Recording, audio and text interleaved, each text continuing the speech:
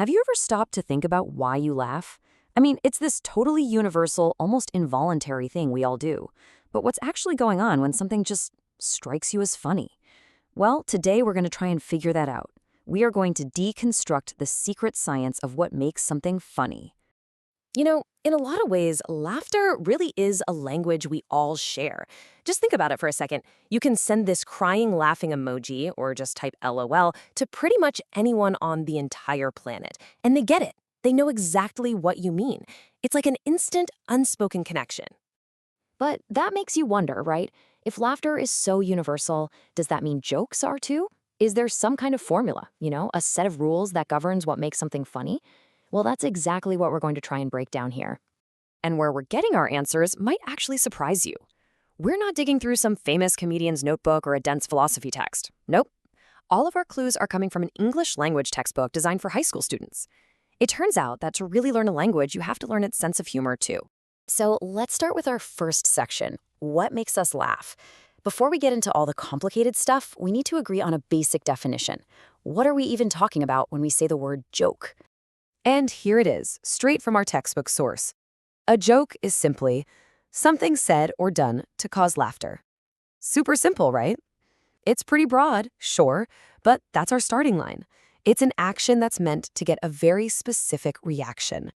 Okay, on to section 2, the anatomy of a joke. Now that we know what a joke is, let's dissect one. We're going to take a classic story-style joke and see all the little parts that make it work.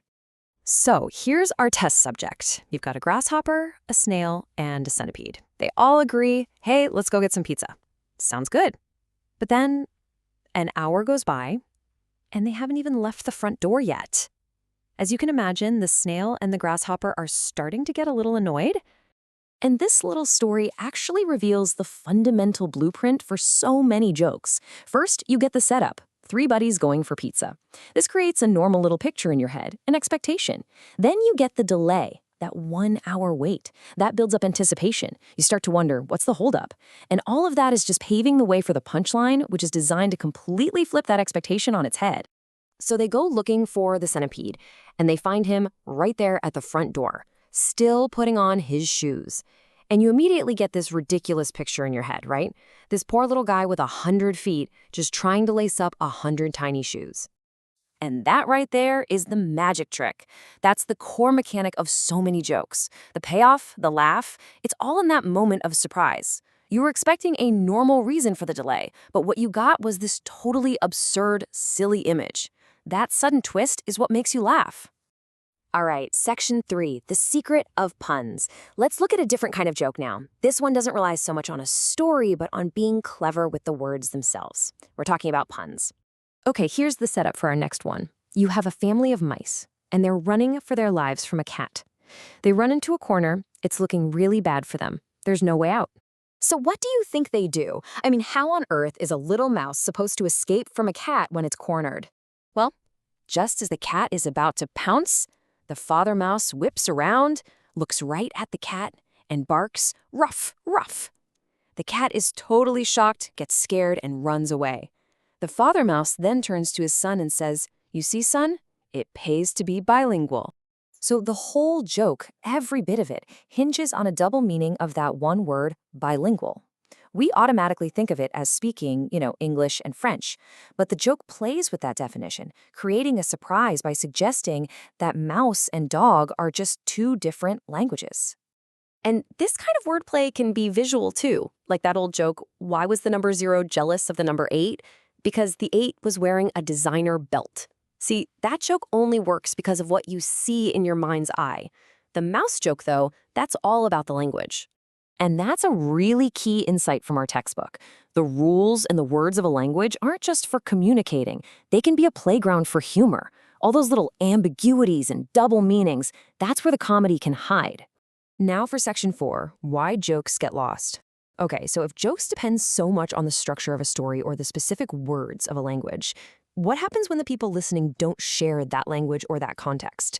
Well, that brings us to why humor doesn't always translate. Here's a really important culture note from the textbook. It points out that humor is often deeply, deeply tied to the shared history and culture of a specific place or a group of people. And what this means is that something one country finds absolutely hilarious, another country might just not get at all. So a joke can totally fall flat when it crosses a border for a few big reasons. As you can see here, it might depend on some piece of history or cultural knowledge that the listener just doesn't have. That clever wordplay, like in our mouse joke, can be literally impossible to translate if another language doesn't have that same double meaning. And at the end of the day, what one culture thinks is funny, another might just find, well, weird, or maybe even offensive. Okay, on to our final section, the takeaway. After taking all of this apart, what are the big lessons here? What have we really learned about the secret formula for a good laugh? It really seems to come down to these three ingredients. First, you need a solid structure, a setup that builds an expectation and then smashes it with a surprise. Second, you can use the language itself, playing with words to create those clever second meanings. And finally, and this may be the most important one, you absolutely need a shared cultural context so that the audience actually understands why the punchline is funny. And that leaves us with one last thing to think about. If a joke is really just a small test of a shared understanding, of a shared culture and language and experience, then what do we really lose when that joke gets lost in translation? What little piece of connection, of shared humanity, gets lost right along with it?